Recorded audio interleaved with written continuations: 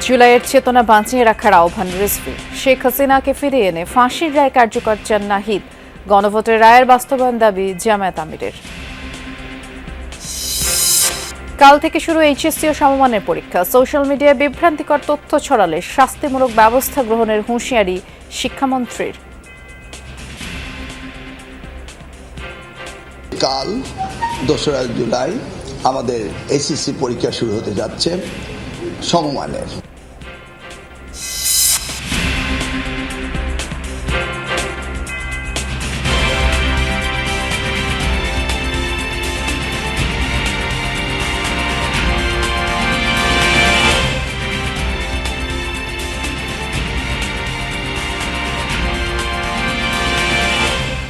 শুভেচ্ছা, যমুনা নিউজে আমন্ত্রণ জানাচ্ছি সবাইকে। নুসরাত বৃষ্টির সাথে আছি। শিরোনামগুলো শুনছিলেন। পরাজিত ফ্যাসিবাদের অবশিষ্ট শক্তিকে রুখে দিতে জুলাইয়ের চেতনাকে বাঁচিয়ে রাখার আহ্বান জানিয়েছেন বিএনপির সিনিয়র যুগ্ম মহাসচিব রুহুল কবির রিজভী। জুলাই আগস্টের ঐতিহাসিক গণ অভ্যুত্থান স্মরণে জুলাইয়ের প্রথম প্রহরে কেন্দ্রীয় শহীদ মিনারে ছাত্রদলের মোমবাতি প্রজ্বলন কর্মসূচিতে এই আহ্বান জানিয়ে তিনি বলেছেন, জুলাইয়ের শহীদদের আত্মত্যাগ অন্যায়ের বিরুদ্ধে লড়াইয়ের প্রেরণা যোগায়। তাই শহীদদের অবদান দিন বা মাসের মধ্যে সীমাবদ্ধ রাখা যাবে না, তাদের আদর্শ প্রতিদিন ধারণ করতে হবে। বিএনপির এই নেতা বলেন, শহীদদের চেতনা ভবিষ্যতে কোনো স্বৈরাচার, ফ্যাসিবাদ বা গণবিরোধী শক্তিকে মাথাচাড়া দিয়ে উঠতে দেবে না। এ সময় ছাত্রদলের কেন্দ্রীয় নেতাদের পাশাপাশি বিভিন্ন পর্যায়ের নেতাকর্মীরাও উপস্থিত ছিলেন। ফ্যাসিস্ট পরাজিত হয়েছে বটে, কিন্তু তার ভগ্নাংশ, তার অবশিষ্টাংশ এখনো কিন্তু রয়েছে নানা জায়গায়। কোনো অগণতান্ত্রিক, স্বৈরাচারী কোন ধরনের পদক্ষেপ, কোন শক্তির যাতে আর আগমন না ঘটতে পারে। তাই তাদের স্মৃতি একটি মাসের জন্য নয়, একটি দিনের জন্য নয়। গণভোটের রায় না মানার কারণেই রাজনীতিতে সংকট তৈরি হয়েছে বলে মন্তব্য করেছেন জামায়াত আমির ও বিরোধী দলীয় নেতা ডাক্তার শফিকুর রহমান। সংসদ ভবনে বাজেট পরবর্তী মতবিনিময়ের সভায় ডাক্তার শফিকুর বলেন, জনগণ সংবিধান সংস্কারের ম্যান্ডেট দিয়েছে, সংশোধনের না। জানান, বিরোধী দল যেমনটা চেয়েছিল তার কাছাকাছি হয়েছে বাজেট, তবে বাস্তবায়নের সক্ষমতা ও দুর্নীতি বড় চ্যালেঞ্জ। সংসদে শেষ হয়েছে বাজেট আলোচনা। গণমাধ্যমের সাথে জাতীয় সংসদ ভবনে বাজেট পরবর্তী মত বিনিময় সভার আয়োজন করে বিরোধী দল জামায়াত ইসলামী। ডাক্তার শফিকুর রহমান বলেন, বিরোধী দলের দাবির সাথে সামঞ্জস্য রেখে করা হয়েছে এবারের বাজেট। তবে জনবান্ধব নাকি সিন্ডিকেট নির্ভর হয়েছে সেটা নির্ভর করবে বাজেটের প্রতিফলন দেখে। বাজেট বাস্তবায়নের সক্ষমতা, এর চাইতে বড় হলো দুর্নীতি। এই দুই জায়গায় যদি বড় সংস্কার আনা না যায়, বাজেট হবে কিন্তু বাজেটের প্রকৃত সুফল জনগণ পাবে না। বিরোধী দলের নেতা বলেন, সংসদকে কার্যকর করতে হলে জনগণের সমস্যা সমাধানে আলোচনাই হওয়া উচিত মুখ্য। আমরা এই সংসদকে গান বাজনার সংসদ হিসাবে দেখতে চাই না। জনগণের সমস্যা এবং তার সমাধান নিয়ে কথা বলতে হবে। আমাদের সংসদ সেই রকম হবে মিউচুয়াল রেসপেক্টের ভিত্তিতে, কাদা ছোড়াছুড়ি এবং চরিত্র হনন বাদ দিয়ে। তার দাবি, সরকার গণভোটের রায় উপেক্ষা করায় রাজনীতিতে তৈরি হয়েছে সংকট। সংবিধান সংশোধনের জন্য রায় দেয়নি, রায় দিয়েছে সংস্কারের জন্য। দলের স্বার্থ সংরক্ষণ করে আইন হোক, এটা আমরা চাই না। আমরা চাই দল জনগণের জন্য, অতএব জনগণের স্বার্থের দিকটাকে সমুন্নত করে আইন রচনা হোক। সংস্কার এবং জুলাই সনদ ইস্যুতে সমাধানে আসতে না পারলে রাজপথ ও সংসদ যে উত্তপ্ত থাকবে সেই বার্তাই দিলেন বিরোধী দলীয় নেতা। অতীতে ফ্যাসিবাদ কায়েম হয়েছিল, সেই সমস্ত বিষয় যদি রাখা হয় তাহলে কেন এই অভ্যুত্থান হয়েছে। লাভলি বিথি, যমুনা নিউজ, ঢাকা। শেখ হাসিনাকে দেশে ফিরিয়ে এনে দ্রুত ফাঁসির রায় কার্যকরের দাবি জানিয়েছেন জুলাইয়ের সম্মুখ সারির যোদ্ধা নাহিদ ইসলাম। দুপুরে রায়েরবাজার কবরস্থানে জুলাই গণ অভ্যুত্থানে শহীদদের কবর জিয়ারত শেষে এই দাবি জানান তিনি। বলেন, জুলাইয়ের কাঙ্ক্ষিত বাংলাদেশ এখনও পাওয়া সম্ভব হয়নি। নাম কাওয়াস্তে পালন নয়, বরং জুলাই সনদ বাস্তবায়ন ও রাষ্ট্র কাঠামোর সংস্কারের ব্যাপারে জোর দেন এনসিপির আহ্বায়ক ও বিরোধী দলীয় চিফ হুইপ। বলেন, 5 আগস্টের মধ্যে জুলাই জাতীয় জাদুঘর খুলে না দিলে জনগণই তা খুলে দেবে।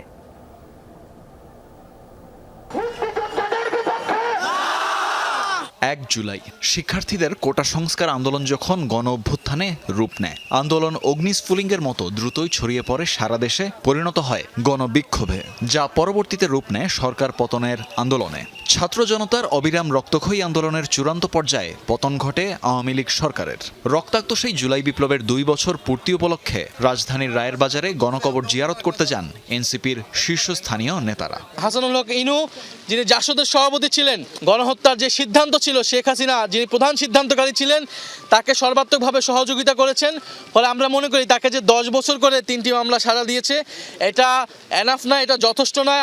আমাদের আবেদন থাকবে রাষ্ট্রপক্ষ যাতে এটা আপিল করে। জিয়ারত শেষে গণমাধ্যমকে নাহিদ ইসলাম বলেন, বিচার কাজে ধীর গতি দেখা যাচ্ছে। সরকারকে প্রমাণ করতে হবে তারা জুলাইয়ের পক্ষে। শেখ হাসিনাকে সহ জুলাই গণহত্যাকারী এবং ওসমান হাদির হত্যাকারী যারা ভারতে পালিয়ে রয়েছে, তাদেরকে দেশে এনে বিচারে কাঠগড়ায় দাঁড় করানো হবে এবং শেখ হাসিনার ফাঁসির রায় সেটি কার্যকর করা হবে। জুলাই জাদুঘর খুলে দেওয়ার ব্যাপারেও হুঁশিয়ারি দেন এই এনসিপি নেতা। 5ই আগস্টের মধ্যে জুলাই জাতীয় জাদুঘর খুলে দিতে হবে, না হলে জনগণ নিজেরাই সেই জাদুঘর কিন্তু খুলে নেবে এবং নিজেরাই সেই জাদুঘরে যাওয়ার ব্যবস্থা করবে। তানভীর মৌসুম, যমুনা নিউজ, ঢাকা। প্রধানমন্ত্রীর অনুশাসন মেনে ডেঙ্গু প্রতিরোধে পরিষ্কার পরিচ্ছন্নতা অভিযান চলছে, যাতে ধীরে ধীরে সম্পৃক্ত করা হবে জাতীয় সংসদ সদস্যদের, এমনটা জানিয়েছেন স্থানীয় সরকার প্রতিমন্ত্রী মীর শাহে আলম। এদিকে নাগরিক সমস্যার সমাধানে শুধু সরকারের উপর নির্ভর না করে সবাইকে দায়িত্বশীল হওয়ার আহ্বান জানিয়েছেন জামায়াত ইসলামীর আমির ডাক্তার শফিকুর রহমান।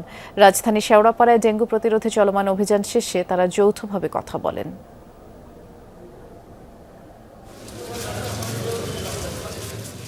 বর্ষায় ডেঙ্গুর প্রকোপ রুখতে রাজধানীর শেওড়াপাড়ায় চলছে বিশেষ অভিযান। ডেঙ্গু প্রতিরোধ, পরিষ্কার পরিচ্ছন্নতা ও নাগরিক সমস্যার সমাধানে এটি স্থানীয় সরকার মন্ত্রণালয় এবং ডিএনসিসি প্রশাসকের যৌথ উদ্যোগ। নির্বাচনী এলাকার সংসদ সদস্য ও বিরোধী দলীয় নেতার সমন্বয়ে এই পরিচ্ছন্নতা কার্যক্রমে অংশ নেন স্থানীয় সরকার প্রতিমন্ত্রী ও ডিএনসিসি প্রশাসক। আমাদের সব এলাকায় কাজ হবে, নির্বাচন এলাকায়, কিন্তু বিরোধী নেতা যেহেতু প্রধানমন্ত্রীকে দায়িত্ব দিয়েছেন, প্রধানমন্ত্রী যেহেতু আলাদা অনুশাসন জারি করেছেন, আমরা অগ্রাধিকার ভিত্তিতে এই নির্বাচন এলাকার পানির সমস্যা, গ্যাসের সমস্যা, রাস্তাঘাট, ড্রেনের যা করার প্রয়োজন আমরা করব। সারাদিন বক্তব্য দেওয়া যাবে, সমস্যার কথা তুলে ধরা যাবে, কিন্তু বাস্তবায়ন কোনটা করবো সেটাকে আমাদের ডিপেন্ড করে সেই কাজগুলো করলে মনে হয় ভালো হয়। অতএব সিটি কর্পোরেশনের যেই দায়িত্বগুলো আছে সেটাকে আমি সঠিকভাবে পালন করার চেষ্টা করব। এদিকে অভিযানের আগে জামায়াত ইসলামীর আমির ডাক্তার শফিকুর রহমান বলেন, পানি, গ্যাস ও জলাবদ্ধতার মতো মৌলিক সমস্যার পেছনে নাগরিকদের অসচেতনতাও দায়ী। যে ময়লা জমে আছে আর মাছি মশা ভ্রমণ করতেছে, এখন অনেকটা উন্নতি হয়েছে, তবে আরো উন্নতি দরকার। সেই জায়গায় নাগরিক সচেতনতা লাগবে।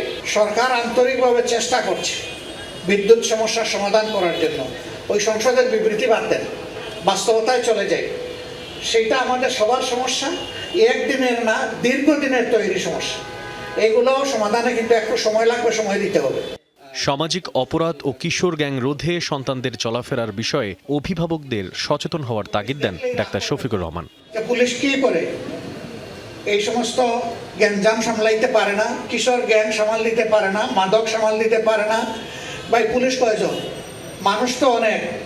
আগে সচেতনতা দরকার। সব পুলিশের উপর দিলে চলবে না, তো আমাদেরও দায়িত্ব নিতে হবে। অনুষ্ঠানে জামায়াত আমিরের দূরদর্শী নেতৃত্বের প্রশংসা করেন এলজিআরডি প্রতিমন্ত্রী। আলোচনা শেষে 2 নেতা সহ আমন্ত্রিত অতিথিরা শেওড়াপাড়া ও আশেপাশের পরিচ্ছন্নতা কার্যক্রম তদারকি করেন। মশিউর অনিক, যমুনা নিউজ, ঢাকা।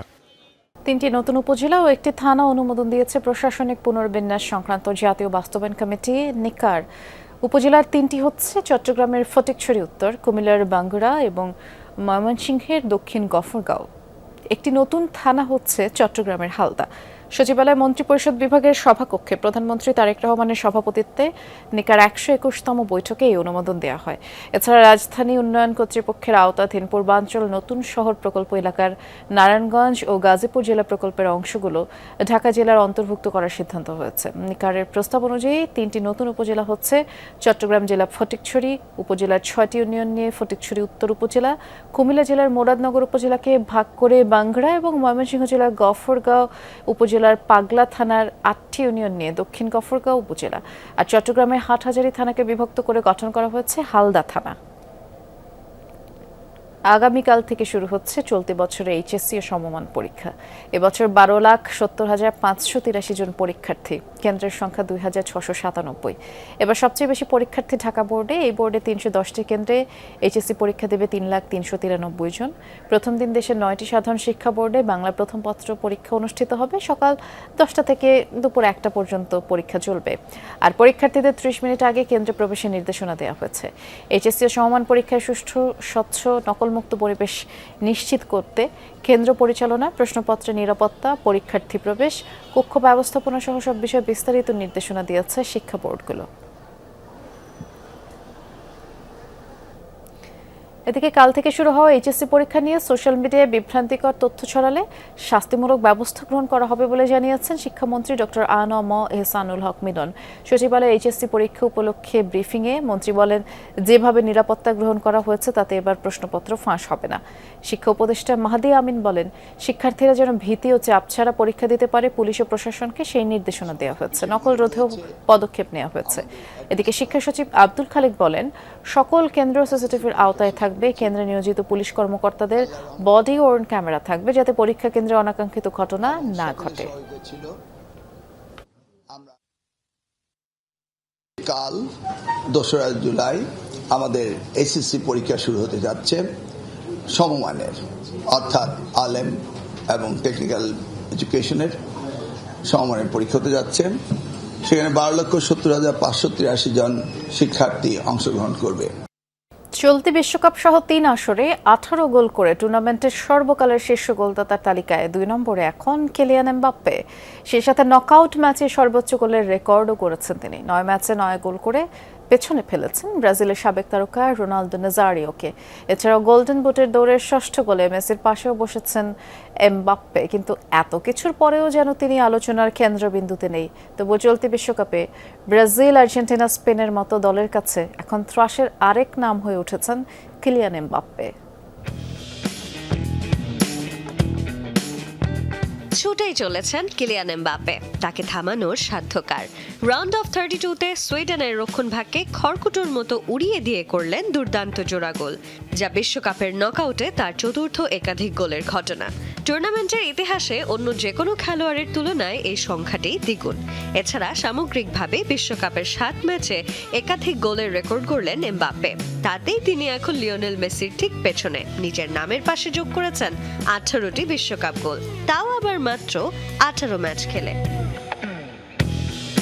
অথচ বিশ্বজুড়ে ফুটবল ভক্তদের আলোচনার টেবিল জুড়ে এখনো ল্যাটিন আমেরিকার 2 পরাশক্তি ব্রাজিল কিংবা আর্জেন্টিনাকে নিয়ে যত মাতামাতি, তার 4 ভাগের 1 ভাগ আলোও যেন কাটতে পারছে না বর্তমান রানার্স আপ ফ্রান্স কিংবা তাদের এই অতিমানবীয় ত্রাস এমবাপ্পে।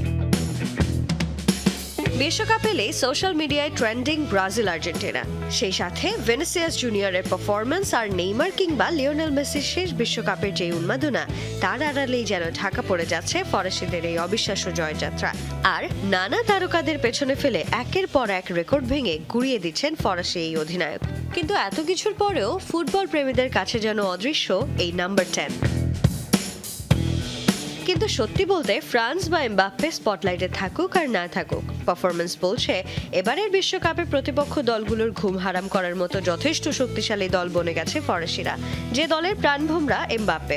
চলতি আসরে ইতিমধ্যেই 6 গোল করে গোল্ডেন বুটের দৌড়ে লিও মেসির সাথে যৌথভাবে শীর্ষে আছেন এই তারকা। এখন পর্যন্ত শুধুমাত্র বিশ্বকাপের নকআউটে করেছেন 10 গোল। তবে সুইডেন ম্যাচের প্রথম গোলটির মাধ্যমে তিনি সর্বকালের তালিকায় ব্রাজিলিয়ান কিংবদন্তি রোনালদো নাজারিওকেও ছাড়িয়ে গেছেন।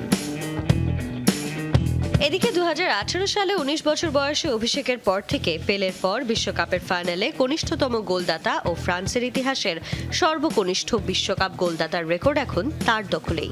এর আগে 2022 কাতার বিশ্বকাপের ফাইনালে পেলের পর প্রথম খেলোয়াড় হিসেবে হ্যাট্রিক করার গৌরবও অর্জন করেছিলেন তিনি। Sanjana Ivy, Jamuna sports. বিশ্বকাপের নকআউট পর্বে আজ ইংল্যান্ডের মুখোমুখি হচ্ছে ডিআর কঙ্গো। আটলান্টা স্টেডিয়ামে বাংলাদেশ সময় এই ম্যাচটি রাত 10টায় শুরু হবে। গ্রুপ চ্যাম্পিয়ন হয়ে নকআউটে ওঠা ইংল্যান্ডের ভরসা হ্যারি কেইন, জুড বেলিংহাম ও বুকায়ো সাকার মতো তারকারা। অন্যদিকে প্রথমবারের মতো বিশ্বকাপের শেষ 32-এ এসে আত্মবিশ্বাসী গণপ্রজাতন্ত্রী কঙ্গো। উজবেকিস্তানের বিপক্ষে জোড়া গোল করা ইওয়ানে উইসার দিকে থাকবে তাদের বিশেষ নজর। ফেভারিট হিসেবে মাঠে নামছে থ্রি লায়ন্সরা, তবে আরেকটি অঘটনের স্বপ্ন নিয়ে লড়বে আফ্রিকার প্রতিনিধিরা। জয়ী দল শেষ 16 খেলবে মেক্সিকোর বিপক্ষে। রাউন্ড অফ 32 ম্যাচে আজ দিবাগত রাত 2টায় মাঠে নামবে বেলজিয়াম ও সেনেগাল। বৃহস্পতিবার ভোর 6টায় স্বাগতিক যুক্তরাষ্ট্রের মুখোমুখি হবে বসনিয়া হার্জেগোভিনা। গ্রুপ পর্বে অপরাজিত থেকে নকআউটে ওঠা বেলজিয়ামের ভরসা ব্রুইনা, লুকাকু ও ডোকু। অন্যদিকে ইরাককে 5-0 গোলে হারিয়ে শেষ 32 নিশ্চিত করা সেনেগালের এক্স ফ্যাক্টর হতে পারেন সাদিও মানে, নিকোলাস জ্যাকসন ও ইসমাইল আসার। অন্য ম্যাচে স্বাগতিক যুক্তরাষ্ট্রের সামনে শেষ 16 ওঠার সুযোগ তাদের মূল ভরসা পুলিসিচ, বালুগন, ম্যাককেনি। আর প্রথমবার বিশ্বকাপের নকআউটে ওঠে বসনিয়া হার্জেগোভিনাও ইতিহাসের নতুন অধ্যায় লেখার স্বপ্ন নিয়ে মাঠে নামবে। ঝিকো হতে পারেন দলটির তুরুপের তাস।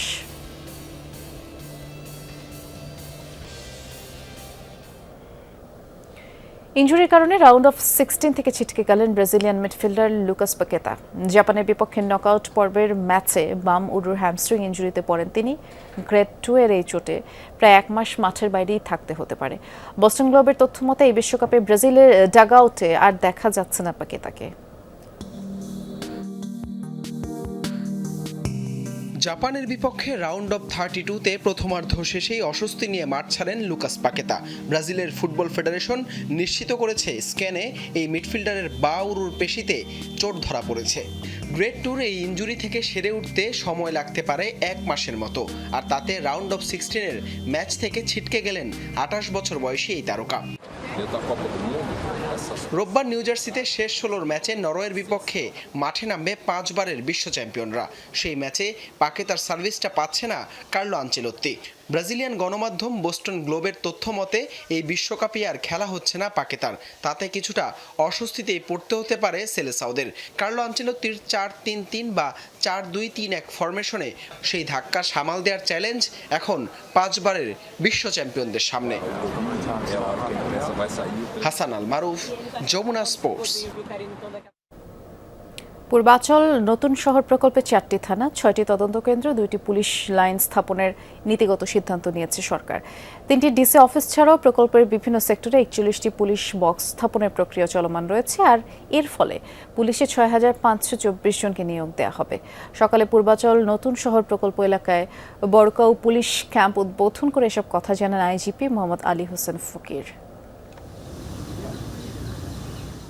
ঢাকার আবাসন সংকট সমাধানে পূর্বাচল নতুন শহর প্রকল্প দীর্ঘদিনেও পুরোপুরি বাসযোগ্য হয়নি। মৌলিক নাগরিক সুবিধা, অবকাঠামো ও নিরাপত্তার অভাবে প্লট মালিকরা যেমন হতাশ, তেমনি প্রকল্প বাস্তবায়নে রাজুকের দীর্ঘসূত্রিতাও প্রশ্নের মুখে পড়েছে। 6150 একর জমির উপর গড়ে তোলা এই মেগা প্রকল্প এলাকার আইন শৃঙ্খলা পরিস্থিতিও নাজুক।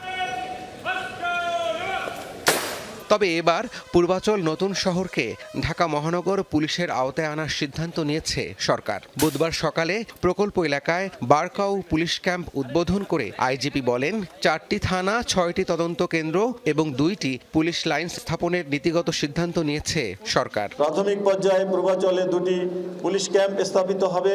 তার একটি বরকাউ পূর্বাচল পুলিশ ক্যাম্প 1 নং সেক্টরে, যেটি আমরা আজকে উদ্বোধন করলাম।